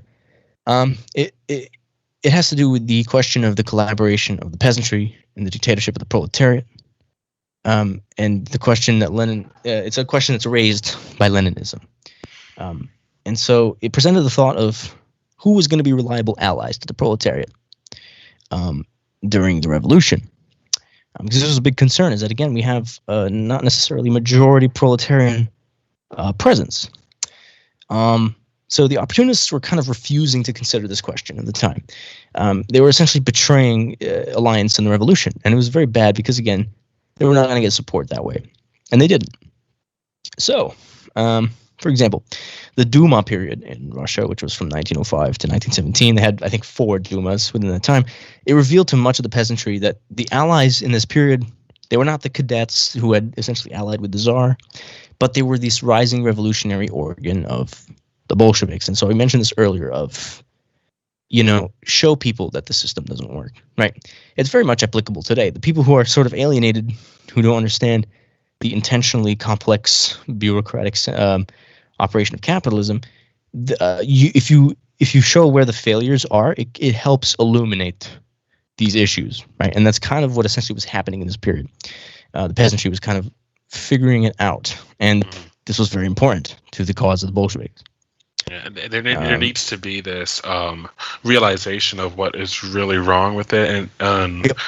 if you constantly believe that, oh well, it's just this one candidate or whatever they couldn't get elected in, or it's just not time yet for this candidate, you're gonna forever be stuck in that path. For example, like what we always see every election, every time, people are like, oh my goodness, let's spend all our time trying to get this candidate elected, which first of all, they wouldn't really get much anything done, because if it goes against the bourgeois, it's never going to happen. And not only that, but it's also stacked against them. For like, who was the last person that lost? Was Nina Turner, right? Or yeah, yep. So That of was a course, big one. Yeah. everybody was like, oh, like freaking out, like, oh my goodness, I can't believe this. Is this, what are we gonna do now? How is this gonna work? Like, well, that's the problem. You're putting all your faith into electoralism. You need to realize that this process is not how it works. Right. So you can show people those failures, and that's kind of it mirrors what happened in this period. The Duma period was a lot of this fallout between the peasantry and its support for people like the cadets or the Mensheviks. Yeah, that's why I think instead of being like attacking, like making fun of the people who are upset about it, just show like, hey, see, be, I don't want to say, baby them or anything, but show them that, see, like, this is why, this is what we've been saying. Yeah. This is not how it works. Hey, if you have any questions, you can definitely talk to me, because what we should be doing as communists is educating. We should be trying to teach people instead of trying to, get a good dunk on Twitter, which, I mean, I am guilty of. I enjoy doing that. Yeah, no, absolutely. First, you should at least try to, educate them. And of course, if they refuse, then, ratio them to hell. Hey, that's praxis, man. Exactly. All right. Yeah. I mean, again, so like in this period, this was kind of what was happening. The failures of the cadets, it was proving this abandonment of their supposed alliance with the peasantry. And it led to the peasants more directing their energy towards the Bolsheviks, who were actually engaging in revolutionary struggle. And so in this way, the bourgeois revolution of Russia, it actually had an opposite effect. This was kind of the crazy phenomena that occurred in Russia, and it's brought up in Stalin's writing, is that past bourgeois revolutions have sort of strengthened the bourgeoisie, right? They center its power to the bourgeois state, but in Russia, because of the unique conditions, particularly because like things like the war that had broken out, it at the end it actually weakened the bourgeoisie in the revolution, because at this point they had almost no support whatsoever, right? Yeah. Which was completely different from the past in things like the French Revolution, at which point they were gaining a lot more sympathy because they were more seemingly allying with the serfs and the peasantry, right? But this had the opposite effect, and that was kind of the wild phenomenon that made Russia extremely unique in this sense. Mm-hmm. And so, like, only the Russian proletariat had shown to the peasantry that its efforts it was to defend it, right? And its efforts to engage in revolutionary activity was for the betterment of the conditions. And so that was kind of what gave them a lot of their support. All right, so someone in the chat just said, communism can't occur without abundance. Absence of abundance, communism will fail every time, in my opinion. The problem is we don't have an abundance problem. We have enough to survive. The real problem is that it's distribution, really. It's people are, first of all, if anything, we have too much stuff. We are over extracting and keeping it within these richer countries with richer people keeping all the stuff. So the problem is not abundance, it's just how it's being distributed, really. Who is controlling it? Absolutely. Making sure everybody gets what they need. Yes, I am an unironic Marxist. Male rights USA. Yeah. That's great. Oh my god. Anyways, so Stalin writes about from the period from 1917 to October 1917, which was the period of the Petrograd Soviet, the Kerensky Provisional Government. The peasantry essentially was being further radicalized in this period, and it was divesting from the socialist revolutionaries, which I mentioned before. Again, it was finding refuge with the Bolsheviks a lot of the times, and the Bolsheviks were continuing to gain support until the October Revolution, where they found that weak link that I mentioned earlier, and they took initiative essentially and seized power, and that was kind of the testament to the methods of Leninism. So yeah, I mean, like the Mensheviks in this period of time, the Mensheviks and the socialist revolutionaries were actually refusing to disengage from the imperialist war, or World War I. And this was a big thing that alienated the peasantry. At the time, popular support was in getting rid of, or getting out of the war. And again, the opportunists at this time were refusing to do that. And they were actually saying, we're going to carry out this war to the end. And most people didn't want that. So again, the Bolsheviks took the popular position of getting out of the war.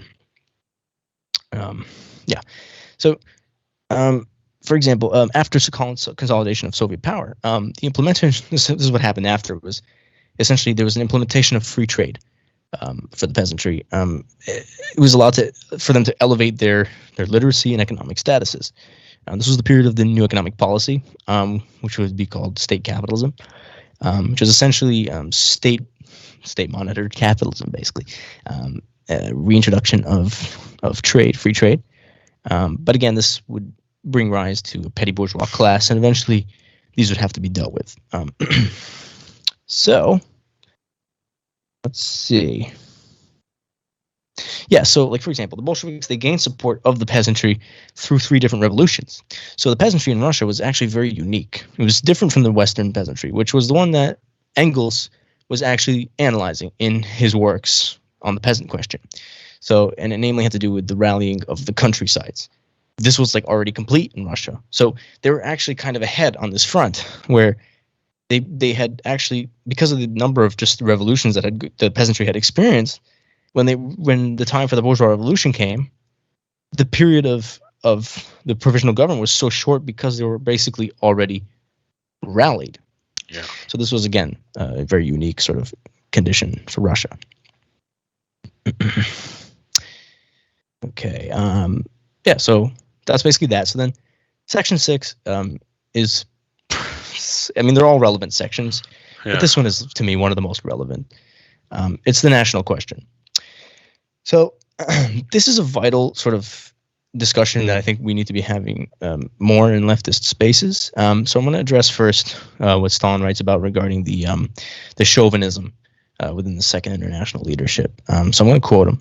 So he says, quote, "Formerly, the national question was usually confined to a narrow circle of questions concerning primarily, quote, civilized nationalities. The Irish, the Hungarians, the Poles, the Finns, the Serbs, and several other European nationalities. That was the circle of unequal people in whose destinies the leader of the Second International was interested. The scores and hundreds of millions of Asiatic and African peoples who were suffering national oppression in its most savage and cruel form usually remained outside of their field of vision." We see that today. We see a lot of that today, and it's gonna be more important once I move through, so you can see how still important these things are. So the question, the national question itself it's an international one. So it's based in colonialism. So the actual leaders of the Second International, they turn the question into a question of exercise of cultural power. And so, quote, as a consequence, the idea of self-determination stood in danger of being transformed from an instrument for combating annexations into an instrument for justifying them. And we see that all the time. We have people saying, oh, this group of people has the right to self-determination. However, if they are doing it in the pursuit of cultural exercise of power, then they are in fact just another oppressing nation. And Engels himself says that no nation can be free if it oppresses other nations. Yeah, I think it was. So this is pretty It important. was Fanon. I think it was in Wretched of the Earth. Yeah. I can't remember the exact quote of it, but if it's a nationalism without the goal of internationalism, then it's just reactionary nationalism. Absolutely. Yeah. Yeah. That's basically what it is. Yeah. I mean, like a lot of time it was just like in the interest of one people's, for example, and that would be at the expense of others, right? And so we would have a whole new issue. Yeah, so like what they're basically talking about, I think Fanon's from Algeria, right? I can't remember. Yes, I believe so. Yeah. Yeah, and so the whole point of the nationalism was just to overthrow the French and kick them out the imperialist powers, but the internationalism part was of the proletarian being together. Yeah, like yes, we as a country, we kicked out the French, but at the end of the day, we serve proletarians, and we should have solidarity and love for proletarians all over the world, even the ones in France. Yeah. Yeah, it's a very important point. It's obviously still relevant as ever. Yeah. A lot of people seem to forget that. Yeah, all too commonly, especially in the Western colonizing nations. So yeah, I'm gonna quote Stalin again here. So he says, quote, hence the necessity for the proletariat of the quote-unquote dominant nations to support, resolutely and actively to support, the national liberation movement of the oppressed and dependent peoples. This does not mean, of course, that the proletariat must support every national movement, everywhere and always, in every individual concrete case. It means that support must be given to such national movements as tend to weaken, to overthrow imperialism, and not to strengthen and preserve it. Cases occur when the national movements in certain oppressed countries came into conflict with the interests of the development of the proletarian question. In such cases, support is, of course, entirely out of the question. The question of the rights of nations is not an isolated, self-sufficient question. It is a part of the general problem of the Proletarian Revolution, subordinate to the whole, and must be considered from the point of view of the whole. So again, you're going to see struggles. So there are struggles that are revolutionary despite their base of intent. So a good example that actually Stalin gives is at the time the monarchist emir of Afghanistan. They had monarchist forces, but they were weakening imperialism. So it was actually progressing this weakening link of imperialism. So it was actually in its own right revolutionary.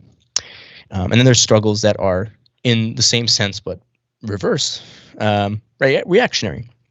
Yeah. So for example, the Kerensky provisional government, which it actually fueled the imperialist war, but considered itself a sort of new fair rule, which it was not, right? It kept Russia in the war, and it further fueled imperialism. Kept killing the proletarian workers that they claim to care about and want to free. Absolutely. Yeah, exactly. I mean, it's all about like what happens, what comes of it, right? You can do all you want, but if the fallout of your actions is supporting bourgeois imperialism, you have not done anything to actually further better the conditions. Yeah, it's just their leap in logic to say, "Oh, this is how we're going to bring about socialism." It's just mind-boggling because there's in what way are we going to bring about socialism with having two proletarians kill each other for no reason but for the imperialist forces? Exactly. Yeah. I mean, like, again, the slogans of the Second International eventually became war for the imperialist fatherland. And it was just kind of parroting this idea of like, it ignored the whole overarching issue of imperialism and replaced it with, we have to We have to fight wars to free people, but it was all under the pretext of imperialism. So it was not actually liberating anyone, right? Yeah. It's an unjust war, so should not have any support. Yeah, basically. So Stalin writes that Lenin stresses the importance of an international front between proletarians of the exploited and exploiting nations against imperialism. For, quote, the formation of a common revolutionary front is impossible unless the proletariat of the oppressor nations renders direct and determined support to the liberation movement of the oppressed peoples against the imperialism of its own country. So again, we see this so commonly with social chauvinists. And I'm not going to say any names because I know we all have the same sort of people in mind, the people with more influence on the I'm going to keep it out of my mouth. I'm not going to say it because I feel like I'll summon a demon. But these people are a perfect case study of this, of just criticism of a dictatorship of the proletariat in an oppressed country which actively combats imperialism, because they're failing to analyze all this struggle from the lens of a reaction to imperialism and a defense from it and a weakening of it, rather sort of reducing the entire thing to petty quarrels, petty sectarian arguments of, I don't like the exact way that they've weakened imperialism. But at the end of the day, any weakening of the links of imperialism has to be supported, because that is going to provide those weak areas throughout the imperialist world, the web of imperialist oppression. And anywhere those links are weakened, that's where you're going to start finding these revolutionary movements taking advantage of those weakened links. So you absolutely have to support anything that's weakening imperialism. And on the flip side, the people who think the Taliban is revolutionary, it just also boggles my mind, because it's not revolutionary, right? No. It's there, not at the behest of the people. It's like, and the people, they overthrew imperialism in America. Like, well, they worked with them first. They're the ones who brought imperialism into Afghanistan. Absolutely. And who's to say that they wouldn't immediately go to having talks and relations with them? You don't know that. Maybe they could be like, all right, well, this whole war thing's over. Want to be friends again? Right, yeah. Yeah, like at the end of the day, they're not weakening the imperialist links. Mm-hmm. They're not, right? That's not their goal. Their goal, I mean, they are reacting to U.S. intervention, obviously. Yeah. So that's a whole other thing. But again, the main thing is they're not weakening those links. So they're not weakening imperialism. Yeah, they kicked out America, but that doesn't mean the imperialist hold on there is gone. Exactly. Yeah.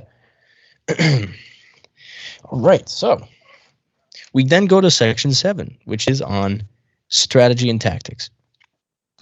So Stalin writes that the Second International essentially gave way too much attention to parliamentary struggle alone, and as a result, it ignored almost all revolutionary struggle. They were not advocating the reading of Marx and Engels' works regarding revolutionary struggle. They were kind of just leaving it out a lot of times, or I guess you would say cherry picking quotations and works. So we're going to talk about the stages that Stalin talks about. There are 3 stages, and he observes the difference in tactics that are used. And the main point he's trying to make is that these tactics are going to shift based on what is presented and what is essentially what should we do. Basically, it's essentially the question of what is to be done in this immediate moment. You see something, and you have to know how to adapt and respond to it. Okay, so stage 1 is from 1903 to 1917.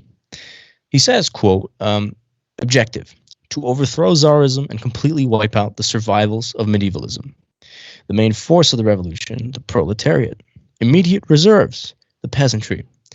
Direction of the main blow, the isolation of the liberal monarchist bourgeoisie, which was striving to win over the peasantry and liquidate the revolution by a compromise with Tsarism. Plan for the disposition of forces, alliance of the working class with the peasantry. The proletariat must carry to completion the democratic revolution by allying to itself the mass of the peasantry in order to crush by force the resistance of the autocracy and to paralyze the instability of the bourgeoisie.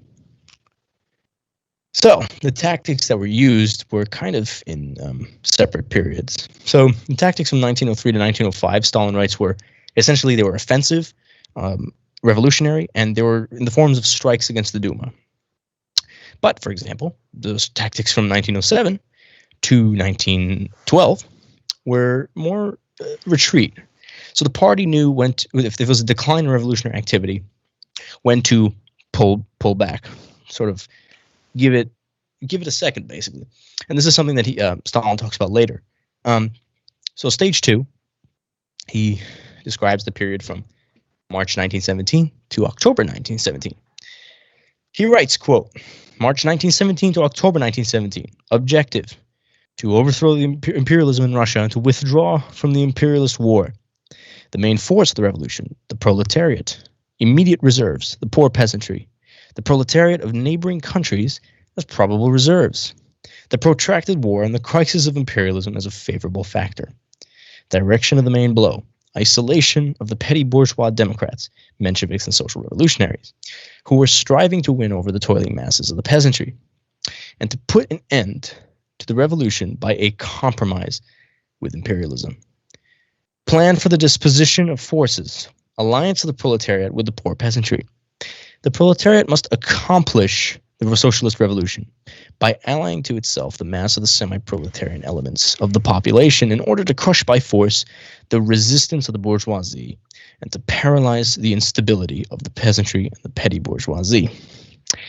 So the tactics change, right? Depending on what is occurring, you have to know how to respond accordingly. And there's a third period, which is following the October Revolution.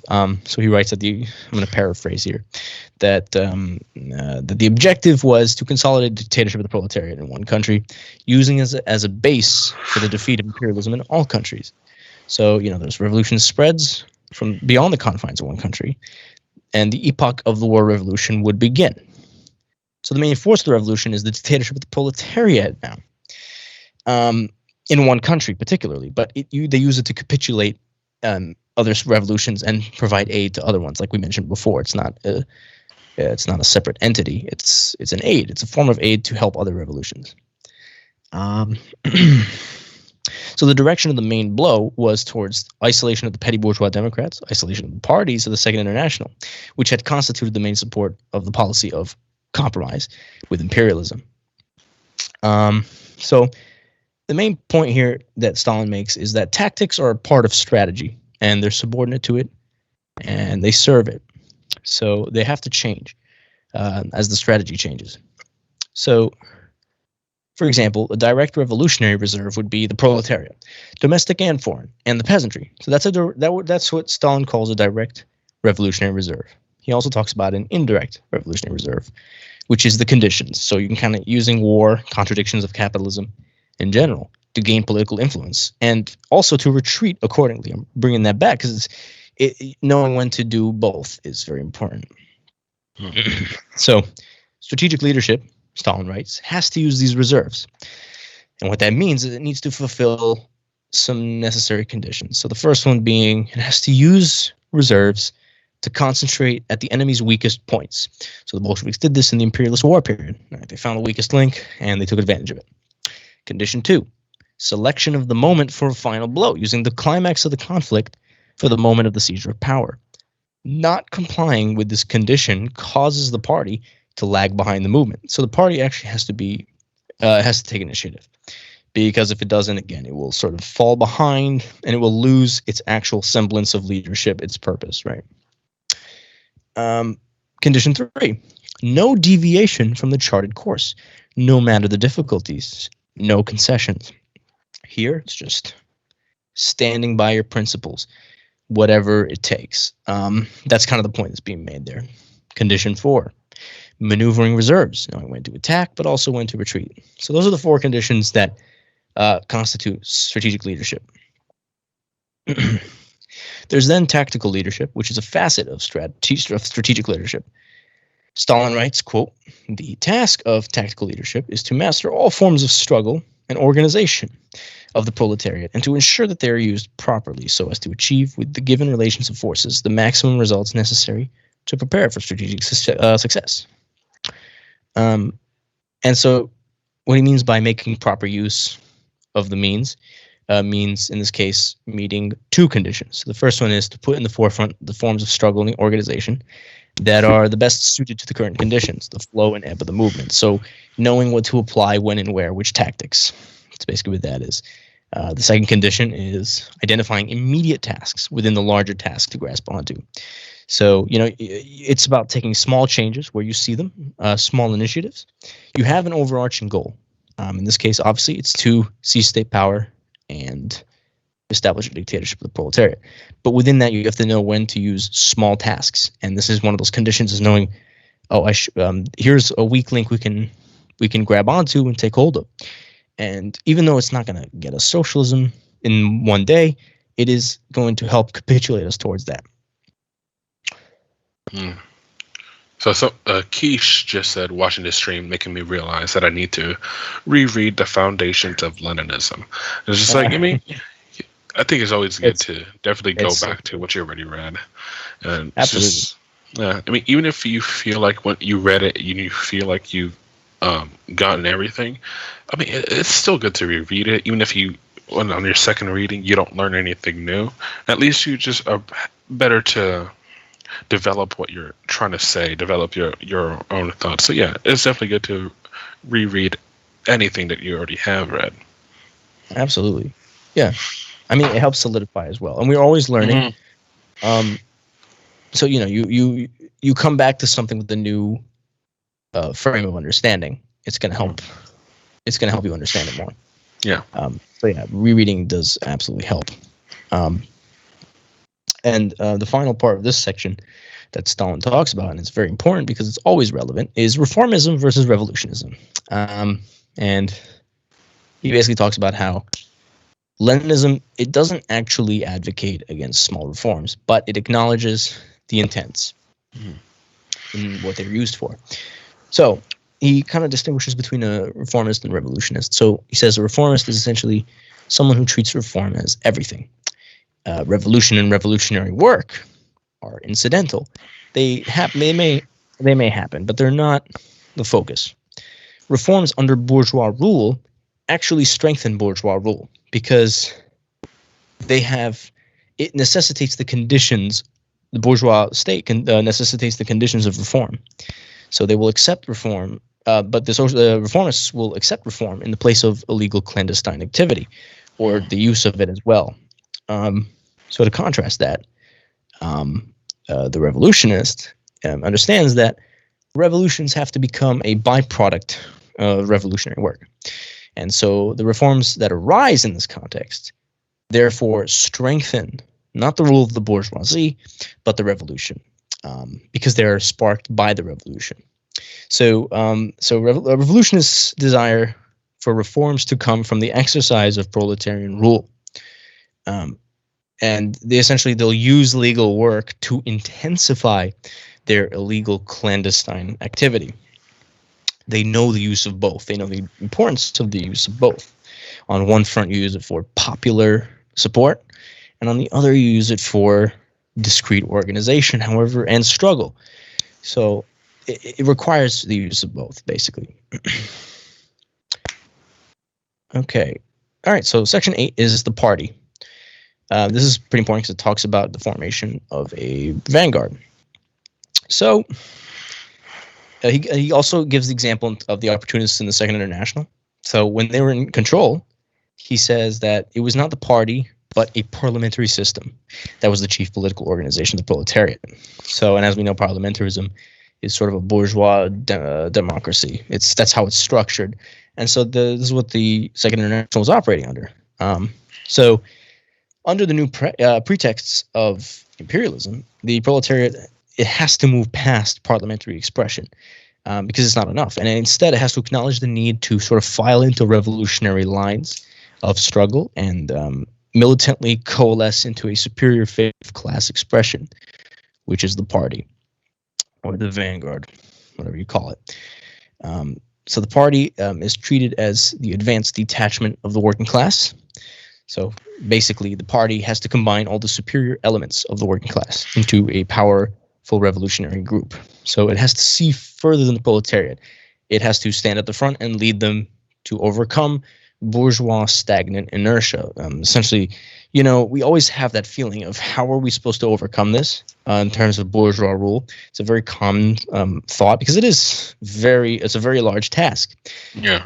And part of the problem with that is that there is no class expression. There is nothing actually distinguishes the proletariat as its own revolutionary class until it has this coalesced form of the highest phase of expression that it can have, which is a revolutionary party. Yeah. So a lot of those concerns are addressed through the creation of that. Oh, so there is definitely some dangerous territory there that you're trying so hard to avoid tailism that you instead to go to commandism, when instead of actually working with the masses and making sure the masses are bringing up revolution themselves, you're just like, well, we're just gonna do it, and well, whatever the people decide, it doesn't matter. Yeah. No, you have to. It begins with the masses and it ends with the masses. Remember, this is who you're fighting for. This is who you are. You should make sure that these people are actually, educated also, but willing to fight. These people who actually have to support behind you. You can't just, all right, well, me and a couple friends formed a party. Let's go start, trying to take over the country. Because it's just adventurism, Yeah. No, yeah, absolutely. I mean, like, this was brought up earlier, but it ends on one of the testing of policy and seeing the response from the masses as part of being sort of subservient to them, is that you have no power without their we work for them. Yeah. Exactly, you're servants to them. It's like that's actually political servitude, essentially. Yeah, so the party essentially has to act as a general staff of the proletariat. It has to be a detachment of the class, part of the class, closely bound up with it by all the fibers of its being. It basically represents all the most revolutionary aspects of the proletariat in a coalesced form of leadership. And so, yeah, it can't lead unless it's part of the non-party masses. So its leadership has to be proletariat, which is also what distinguishes it from a bourgeois revolution, which, the aristocracy took hold essentially of those revolutions, and they led them, and they were a separate class. So their seizure of power just sort of consolidated that. So he then writes, the party as the organized detachment of the working class. So it must not only be advanced, but also organized. And this goes back to tactics. It must know when to advance and when to retreat. It must not admit any person as member, for the only organizing revolutionary shall be fit to lead the masses. So that goes into, this is one of the things that I think fuels a lot of the concerns of bureaucracy. A lot of people think, because they're gatekeeping the party, for example. But that also sort of assumes that of what you said, commandism, of they become separate completely from the masses, which is not true. It's just the leadership that has to actually be principled and understood of revolutionary theory. Yeah, there's definitely a need of discipline in the party. Absolutely. The reason the collapses happen is because there's a divestment from that discipline, and those factions rise in the party. So you absolutely need to have it, but you can't treat the party as its own separate organ. It has to be a tool of the proletariat. Yeah. It is the proletarian in state form. That's what it is. It is the proletarian in revolutionary form. That's what the party is. It's not we know a lot of stuff, so just let us be in charge and we'll tell you what to do. Right. It is the result of impeccable revolutionary struggle and organization. Those are the conditions that kind of lead to this rise of this party. So it doesn't just spontaneously form, right? It too has to sort of come into being through those conditions. Okay, so Stalin says, quote, "The principle of the minority submitting to the majority, the principle of directing party work from the center, not infrequently gives rise to attacks on the part of wavering elements, to accusations of bureaucracy, formalism, etc. It scarcely needs proof that systematic work by the party as one whole and the directing of the struggle of the working class would be impossible without putting these principles into effect. Leninism in questions of organization is the unswerving application of these principles. Lenin terms the fight against these principles Russian nihilism and aristocratic anarchism, which deserves to be ridiculed and swept aside. Close quote. So, the party as the highest form of class organization of the proletariat is the next thing that he writes about. So he says the party may be comprised of non-party organizations. You can have trade unions, you can have women's federations, etc. But the organizations all have to kind of work in the general political line that's laid out by the party. So, which is thus the highest form of class organization.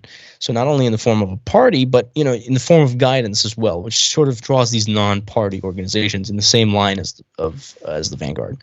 Yeah. So, but it's basically, it is most fit to dedicate these lines of struggle and organization, for it is made of the most class-conscious proletarians.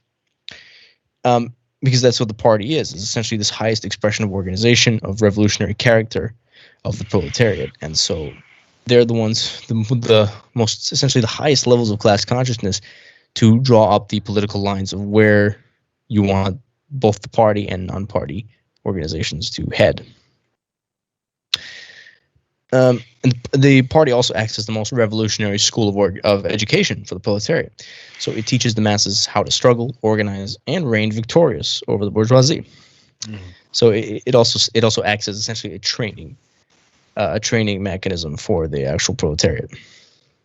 And again, that does address a lot of that the fears that a lot of us have of, like, how are we supposed to overcome bourgeois rule. Again, that's because there is no revolutionary character to the proletariat thus far. Yeah, we can't see it because there's no lens to see it through. There is no party to show us how we can do it. I mean, of course, when we say no party showing us how to do it, of course, we can't conceive of how a party would show us to do it. But that's why there's a lot of defeatism and doomerism, saying, oh, well, look at that, we don't have, there's no way we're going to beat the bourgeois, they're too big, look at the military, oh, how are we going to do this? Well, that's because there is no revolutionary force, there is no revolutionary party where we could actually see, oh, you know what, we could actually do this. Yeah. I mean, again, like, the bourgeoisie has a class character, right, in the form of dictatorship of capital, dictatorship of the bourgeoisie. That's why they maintain such easy way, like, power. And the proletariat can't overcome that unless it too does the same. It forms its own revolutionary expression of class. It needs to have that to have a semblance of strict direction. Yeah. Basically. Yeah, that's right. Gamu, we're getting into, we kind of were referencing the mass line a couple minutes. Yes. Yeah, that's what we were referencing. Yeah. No, absolutely. Okay. So then he talks about the party as an instrument of the dictatorship of the proletariat. So it's not only the highest semblance of class organization, but it itself becomes the hammer of the proletariat in striking down the bourgeoisie and suppressing pushback.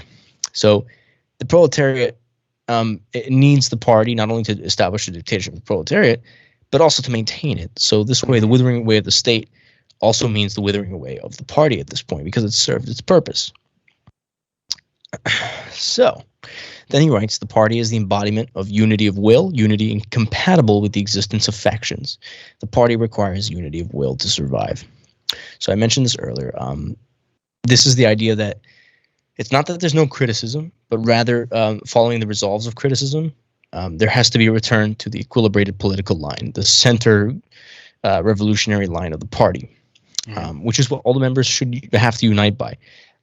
So centralization of the party means centralization of its principles, and that outer conflicts must essentially they have to exist beneath this assumed central line. Yeah. Criticisms, but non-bourgeois criticisms, not capital criticism. That's the whole. Oh, well, you can't criticize it. Well, yeah, you could. People did criticize them. Stalin, and he didn't go unchecked. People did criticize him right to his face. He didn't do anything about it. Why? Because they had a right to criticize him. He recognized that, and you know what he would do? Either he did listen to them.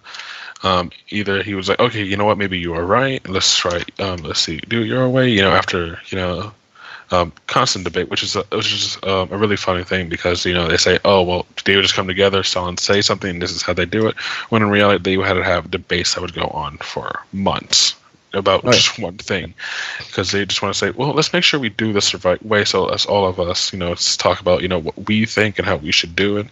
And so that's proletarian criticism. That is proletarian debate, not Yeah. the bourgeois saying, hey, you know what, maybe we shouldn't be giving power to the proletariat. That's what it was. And that's right. Yeah. Give you reasons why censorship is based, because capitalist sentiments must be put down. Yeah, I agree with that. All right, and then another quote from Stalin is, he says, hence Lenin's demand for the complete elimination of all factionalism and the immediate dissolution of all groups without exemption that have been formed on the basis of various platforms, on pain of unconditional and immediate expulsion from the party. And we saw what happens when you don't fully address that. Anyways, so then he talks about the party becoming strong by purging itself of opportunist elements.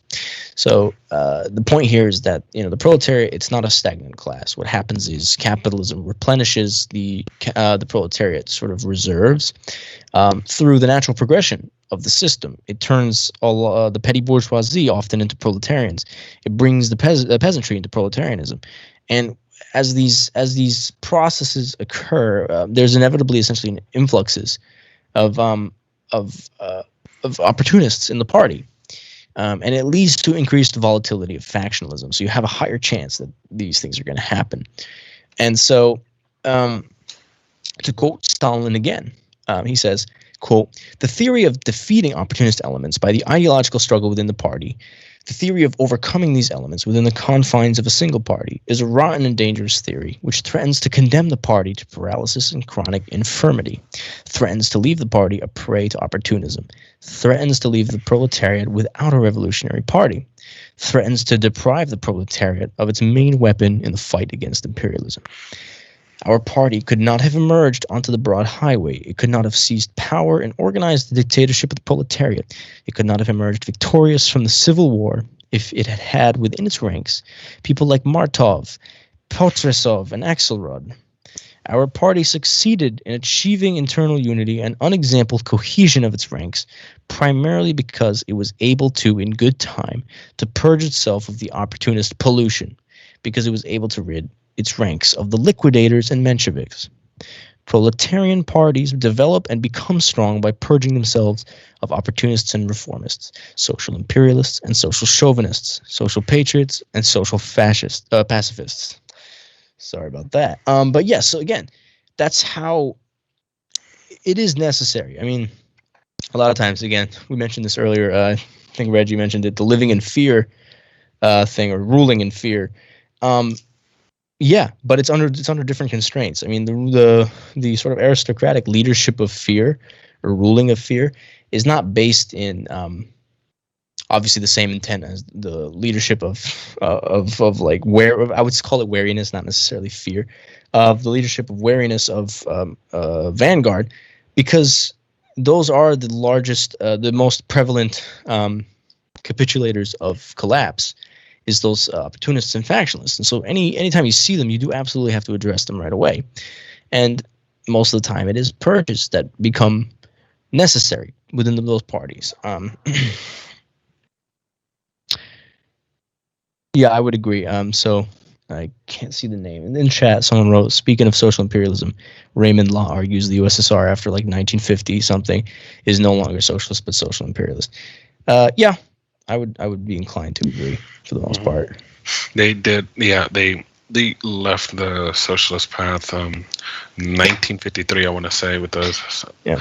And they abandoned that road, and instead they decided to do the same thing as America was doing, which led to its collapse. They were like, well, you know what? We want to compete with America by doing the same thing America was doing, but.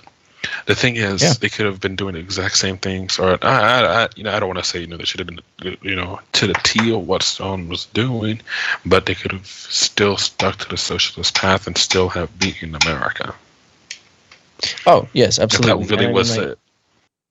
And that shouldn't have been the goal anyway, to compete with America. That's not what you're Mhm. supposed to be doing. You should, you shouldn't be kind of like, oh, we have to beat America and stuff like that. No, who cares? All right.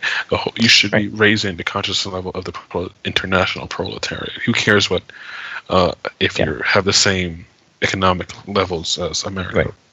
Yeah, it's about undermining their imperialism, basically. Like I mentioned earlier, like those links have to be weakened, and combating imperialism doesn't undermine imperialism. It just makes it more prevalent, more glaring, and that's how you get imperialist wars, of course. But yeah, you can't have you need to actually combat it. Okay. And so we have the final section, a brief section, section 9, which is titled "Style in Work." So it's a very brief section. Stalin basically writes, quote, "Leninism is a school of theory and practice which trains a special type of party and state worker, creates a special Leninist style in work." So he describes two features of the Leninist, the ideal Leninist, basically. So the first, it's basically an individual that has two characteristics, which he describes as Russian revolutionary sweep and American efficiency. So the first one, Russian revolutionary sweep. He says, quote, "An antidote to inertia, routine conservationism, mental stagnation, and slavish submission to slavish submission to ancient traditions.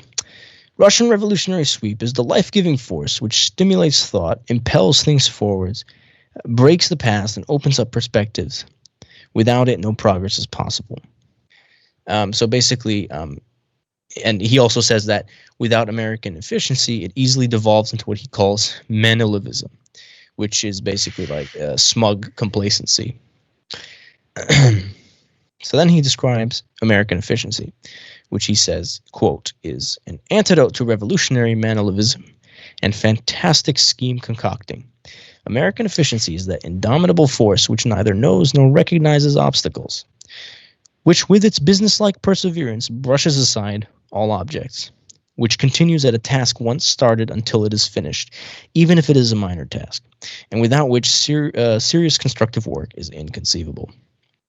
Without revolutionary." So, once again, he says that these two things have to work together. So, without Russian revolutionary sweep, if you just have American efficiency, this easily devolves into unprincipled practicalism, which is essentially abandonment of revolutionism. So, the combination of both kind of lifts the other one up, and it kind of holds the person responsible on two fronts of not devolving into smug complacency, but also not abandoning revolutionism. So but this is what he described as like sort of the ideal Leninist. And so the two features have to be implemented in tandem.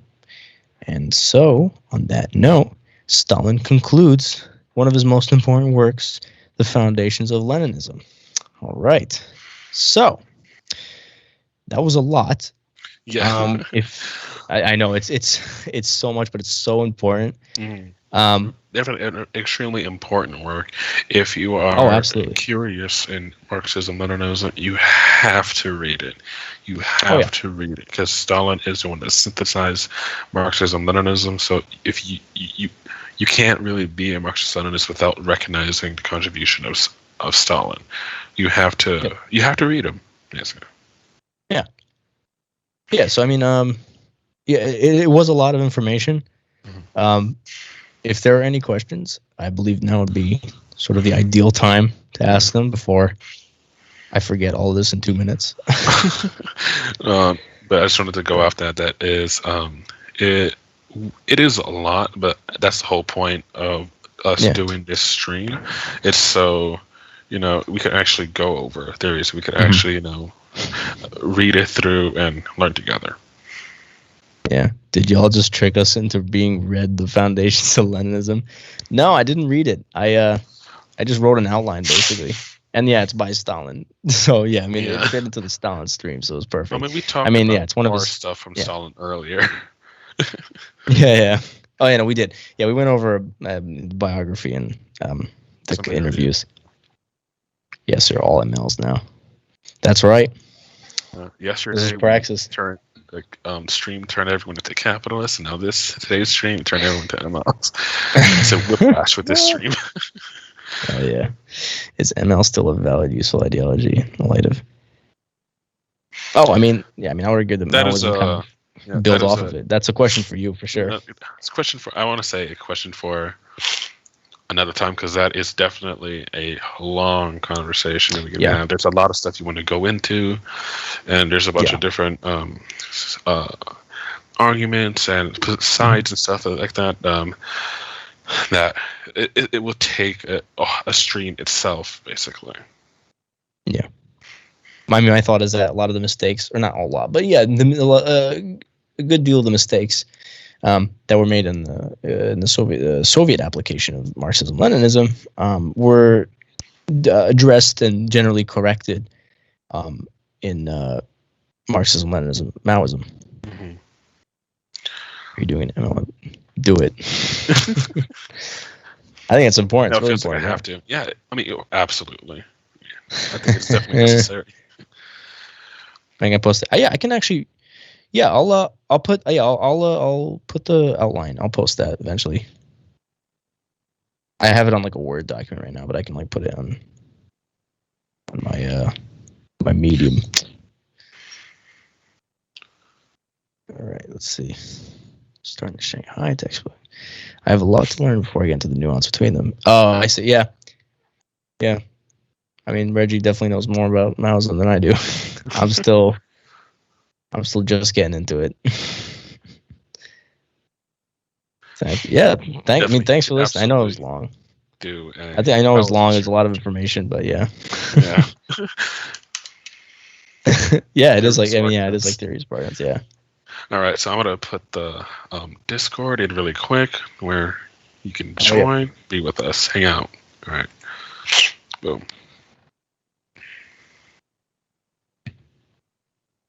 Yeah, I'm happy that you could catch it live. Yeah, I think this was very productive. I mean, like just from a personal standpoint, I mean, I enjoy trying to simplify is a tough word because it does still take a while because they are full books, but it's good to boil them down into like sort of bullet points.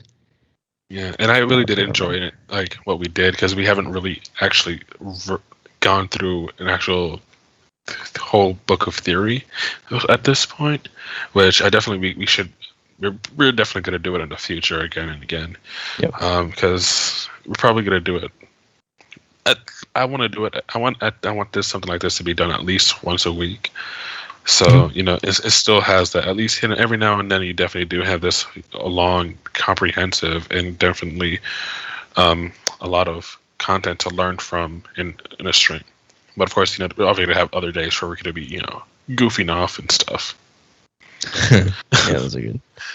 That's a good question. About Maoism or MCT.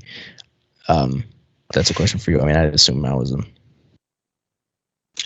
Okay, so Mao Zedong thought is just Marxism-Leninism applied to China. That's what it is. Marxism-Leninism. Maoism is the universality of it. It's applying what Mao said, applying what his theories were, and applying it to the world and showing it how it could work and how it would work in the real world. That's just a very simple explanation of it. Yeah. And that was the PCP who did that. Yeah. Chairman Free my boy Gonzalo, dude. Yeah. Let's get a what's it called? Let's get a vote on this so we can have him free, dude. Huh? I said we need to get like a consensus of votes just to like show that we want him free. Vote Maoism equals Chad shit. You know it. Yeah. It is Chad shit. You're right. Then what is MZT? Oh, I think you just answered that now. Yeah, MCT is just Marxism-Leninism applied to China. Mao's China. It's like specific to China, basically.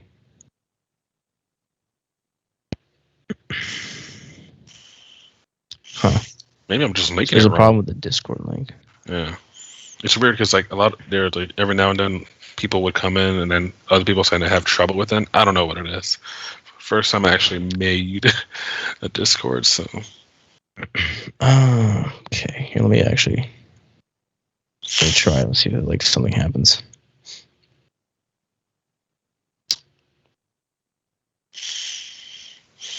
That's weird. Mine works. We'll figure that out. Yeah. Probably put a tweet out with that too. Mm. All right. So just Okay. All right. Well, if there are no more questions, we're probably just gonna go ahead and end the stream. Thanks to everyone who listened in. Again, it was a lot of information, but we do post I believe we post the videos on our YouTube, so this whole conversation should be up there. So you can listen to it as many times as you like. I also recommend, if you can, reading it. It's still important to read. And I'll try to put my notes in an accessible form and then post it. It's just an outline, basically. Yeah. All right. Well, I believe we're gonna end the screen there. So again, thank you, everyone, and we'll keep tweeting about like future streams and who's gonna talk about what and when. So you can definitely keep up with our Twitter. It's the Red Army. Exactly what our Twitch is, but on Twitter. Yeah. Oh. I'll definitely hope to see you guys again. Can't wait to whenever I stream. So see you guys. Thank you.